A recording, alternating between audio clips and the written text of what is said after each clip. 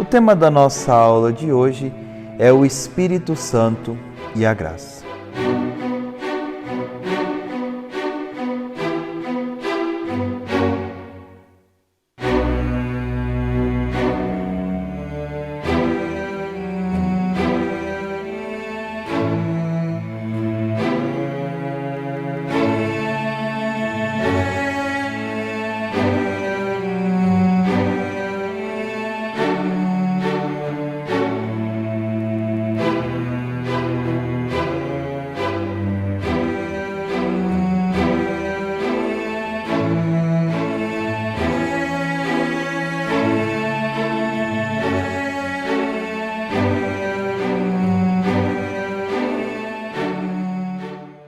A graça é um dom de Deus, sobrenatural e interior, que nos é concedido por Jesus Cristo para a nossa salvação.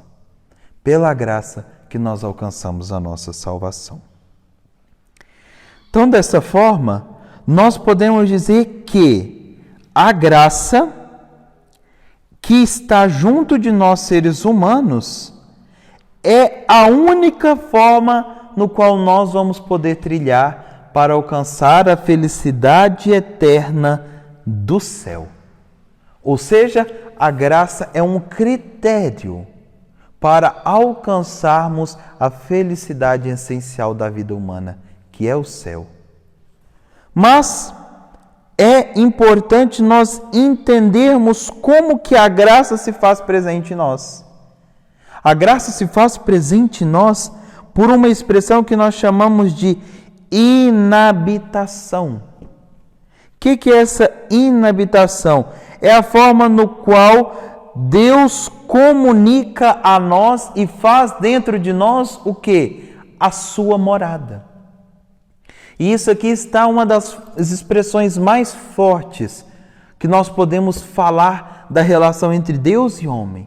Deus habita dentro do homem, através do dom da graça.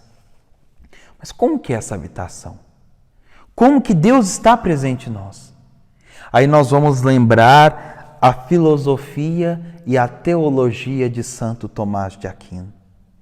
Aquele que vai falar que nós existimos e somos por participação. Nós só somos e existimos porque nós participamos no ser e na existência de Deus. Fora de Deus nada pode existir. Não é que nós somos Deus, mas nós participamos mediante a presença e existência de Deus. Só há vida porque Deus permite que há vida. E é assim que nós existimos. E aqui nós podemos lembrar uma analogia bem simples para entender. Deus é como se fosse um oceano. E nós somos pequenas gotas. A gota, ela tem uma parte do oceano, mas não é o oceano inteiro. E assim somos nós participamos em Deus, mas nós não somos Deus. E é mediante essa participação que se dá a nossa existência. E aqui nós vamos lembrar uma das expressões mais belas, que dentro de nós há um pedacinho de Deus. E esse pedacinho de Deus se dá mediante o quê? Esta graça sobrenatural, invisível, necessária para a nossa salvação. E essa graça, ela tem uma função. Qual que é essa função? Nos levar para o céu. E que nós chamamos na igreja de visão beatífica. O que é a visão beatífica? A visão beatífica é aquilo que, mediante a graça que nos é dada por Deus, nós vamos um dia chegar à contemplação perfeita de Deus, face a face aonde? No céu. Só chegamos à contemplação perfeita de Deus mediante a esta graça. Agora, essa graça não é algo estático. Não é porque nós recebemos essa graça. E quando nós recebemos essa graça? Pelo batismo. Não é porque nós recebemos a graça que ela vai se manter perfeita por toda a vida. Essa graça ela tem que ser alimentada, ela tem que ser cuidada, ela tem que ser zelada. É como uma planta. Não basta ter um pezinho ali, uma flor, um pequeno pé de rosa. Se você não aduba, se você não agua, se você não poda de vez em quando, se você não cuida. A graça que nos é dada por Deus mediante o batismo tem que ser cuidada. E quais que são as formas de se cuidar da graça? A oração e os sacramentos. A oração nos seus diversos níveis. E os sacramentos, todos aqueles a partir do batismo. Vamos falar um pouco sobre a oração e a graça. A oração é a forma no qual nós vamos tentar entender essa graça infusa dentro de nós pelo próprio Deus. Quando nós rezamos, estabelecemos o quê? Diálogo com Deus. E ao estabelecer diálogo com Deus, nós estamos fazendo que o dom que Deus colocou dentro de nós seja o quê? Fortalecido. E são as diversas as formas que nós podemos exercitar com a oração mental, a oração vocal, a oração contemplativa, na qual nós nos colocamos diretamente o corpo e o coração nas mãos de Deus. Então, a oração é uma dessas vias para o quê? Fazer com que a graça continue junto de nós. E a segunda forma, os sacramentos. Porque não nos esqueçamos. A graça, ela não pode ser perdida. Uma vez batizados, uma vez a graça infusa. Mas ela pode ser colocada para o esquecimento. A graça, ela é como uma chama, que quando você não está vendo que tem ali fogo, as brasas continuam quentes. E se você assoprar e colocar madeira, palha, novamente, as chamas vão aparecer, vão aumentar. Essa graça que nos é colocada no batismo, ela nunca desaparece, mas ela pode diminuir. Por exemplo, qual é assim, a maior ameaça para a graça que Deus nos deu? O pecado. Principalmente o pecado mortal, porque no pecado mortal nós mostramos aversão direta a Deus, onde nós voltamos as costas para Deus e assumimos a liberdade, pegamos daquele dom grandioso que é a liberdade e fazemos dele um dom totalmente nosso e não um dom iluminado por Deus. Queremos apenas caminhar com as nossas próprias pernas para um caminho de aversão diferente e que nos afasta de Deus. Por isso agora a necessidade dos sacramentos, para que toda vez que o pecado se manifeste como ameaça à graça que Deus colocou em nós, pelo batismo, mediante o Espírito Santo, nós recorremos aos sacramentos e nos sacramentos encontramos a cura e o aperfeiçoamento. Porque às vezes nós pensamos que, por exemplo, o sacramento da confissão é um sacramento que só tem a missão de curar. Não, o sacramento da confissão não serve apenas para curar, mas também para aperfeiçoar. E assim, os demais sacramentos. E dentre os sacramentos, eu gostaria de lembrar o centro de todos, que é a Eucaristia. A melhor forma de alimentar a graça de Deus dentro de nós é a Eucaristia, o próprio corpo de Cristo. A Eucaristia que é a fonte e o ápice de toda a nossa fé, que é a presença real de Deus, que está junto de nós e que agora é interiorizado dentro de nós. E lembremos que nós podemos encontrar a Eucaristia onde? Na missa. Aonde? Na missa nós fazemos o movimento de ir até Deus. E na comunhão, onde nós recebemos o corpo de Cristo, Deus vem até nós. E é mediante a missa e a Eucaristia, a missa e a comunhão, que nós podemos dizer como São Paulo: já não sou eu que vivo, é Cristo que vive em mim.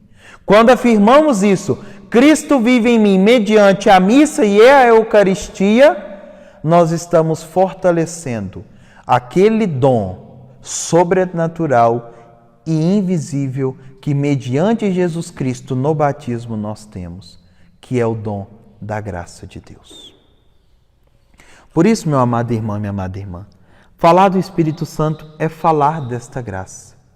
E agora, para nós finalizarmos essa pequena reflexão sobre quem é o Espírito Santo, quem é este dom que sai do Pai e do Filho, e que com o Pai e o Filho é adorado e glorificado, que com o Pai e com o Filho vive e está presente junto de nós, eu gostaria de chamar a atenção para dois pequenos temas. O primeiro, que a igreja é feita do Espírito Santo.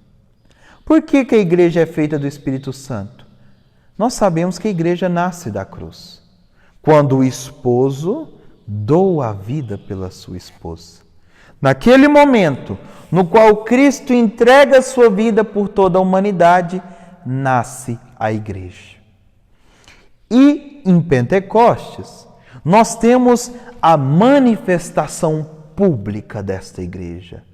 Em Pentecostes, quando o Espírito Santo Paráclito, ou seja, o Espírito que dá consolo, que Paráclito e consolo são sinônimos, ele suscita no coração dos apóstolos, amedrontados pelas perseguições, o impulso de anunciar que Jesus Cristo veio ao mundo, se revelou, se encarnou, viveu, fez milagres, passou pela paixão, pela morte e ressuscitou. E nos deixou a igreja, lugar da presença mais perfeita de Deus. E dentro da igreja, a Eucaristia. Então o Espírito Santo é aquele que faz com que a obra de Cristo continue na igreja. E o Espírito Santo, ele vivifica, ele move e ele unifica este corpo místico de Cristo. Por isso que nós sempre vamos professar no credo que o Pai cria, o Filho é revelador e redentor, e o Espírito Santo é santificador. Santifica onde? Na igreja. São Leão XIII, na verdade Leão XIII nem é santo, Leão XIII, Papa da igreja, vai dizer que se Cristo é a cabeça da igreja, o Espírito Santo é a alma. Dessa forma, a igreja ela é sinal e intervenção de Deus na história, mas essa missão de intervenção da igreja na história mediante Cristo só é possível por quê? Porque o Espírito Santo é a sua alma. No Espírito Santo, nós podemos realizar a união do elemento humano e o elemento divino. É onde homem e Deus se encontram. E quem que possibilita isso? O Espírito Santo. E aqui eu gostaria de lembrar-vos uma bonita imagem que mostra muito bem quem é o Espírito Santo. O Espírito Santo, ele é o encontro de duas ondas, que quando batem, acontece aquela brisa, aquelas pequenas gotículas. A brisa das duas ondas é o Espírito Santo. E o último tema que eu gostaria de levar para nós, sobre o Espírito Santo e a vida na graça, é justamente a vida no Espírito e segundo o Espírito Santo. Nós devemos lembrar que toda a ação do Espírito Santo é em função de Cristo. Mas como que é em função de Cristo? Porque é mediante o Espírito Santo que nós interiorizamos a vida de Cristo. É mediante o Espírito Santo que nós personalizamos a nossa vida, ou seja, nós colocamos a nossa vida em conformidade com a vida de Cristo, e é mediante o Espírito Santo que nós atualizamos a nossa vida em Cristo. Por isso que quando você, na sua oração e na sua espiritualidade, se sentir frio, se sentir distante da vida espiritual, não se esqueça que você primeiro se distanciou do Espírito Santo. Porque o Espírito Santo é como se fosse um regulador, é como se fosse um termômetro da nossa vida espiritual. Quanto mais intimidade com o Espírito Santo, mais a minha vida espiritual progride. Uma coisa que é muito bela para nós é que o Espírito Santo, ele é fecundador. E quais que são as duas grandes fecundações do Espírito Santo? Maria e a igreja. E o que significa essa fecundidade do Espírito Santo em Maria e na igreja? Significa que o Espírito Santo é aquele que dá a vida. E além de dar vida, ele aponta para quem? Para Cristo. É Deus, mediante o Espírito Santo, faz Cristo habitar em nossos corações. Olha a manifestação trinitária. Deus, mediante o Espírito Santo, faz Cristo habitar em nossos corações. E uma das formas no qual o Espírito Santo mais se manifesta? Através da palavra. Por isso que não é possível ler a palavra de Deus sem a presença do Espírito Santo. Por quê? Porque o Espírito Santo é aquele que inspirou o autor sagrado a escrever. E se é aquele que inspira o autor sagrado a escrever, é só mediante o Espírito que é inspirador que nós vamos poder compreender aquilo que o Espírito Santo falou pela boca dos autores sagrados. Lembremos também que a vida no Espírito Santo, além de nos apontar para Cristo, nos aponta para uma vida de filhos. Mas filhos como? Como a imagem de Cristo. Não nos esqueçamos que nós só somos filhos de Deus porque Cristo o é. Então nós somos filhos de Deus no Filho de Deus. Nós só somos filhos porque Cristo é filho. E Cristo, ao abrir as portas do céu com a sua redenção e ressurreição, nos torna também filhos de Deus. Então, esta vida no Espírito Santo que nos ensina a ser filhos à imagem do Cristo, deve nos ensinar três coisas. Que, da mesma forma que Cristo viveu para o Pai, nós somos chamados a viver todos para o Pai. A segunda coisa, Cristo foi obediente em tudo, até a morte na cruz. Então o Espírito Santo, que nos quer fazer filhos como o Filho é, nos chama também a sermos obedientes. E por fim, o Espírito que quer suscitar em nós, como filhos de Deus, homens e mulheres que vivam nas atitudes da fé. Não só em palavras, mas em atitudes. Por isso, amado irmão, amada irmã, novamente eu reforço a ideia, novamente eu reforço aquele princípio. Nós devemos parar de falar do Espírito e falarmos mais a partir do Espírito. Por quê? Porque é no Espírito que nós vamos viver o dom da graça de Deus. E é no Espírito que nós vamos cada dia mais nos assumirmos como filhos amados, obedientes e voltados totalmente para o Pai. A você que assistiu nossa aula de hoje, nosso muito obrigado. E não se esqueça, toda semana, uma nova aula do nosso curso A Fé Explicada. Meu muito obrigado. Que o Espírito Santo, luz para os nossos corações, possa inspirar todas as nossas ações e intenções. Que assim seja e que Deus nos ajude, hoje e sempre. Amém.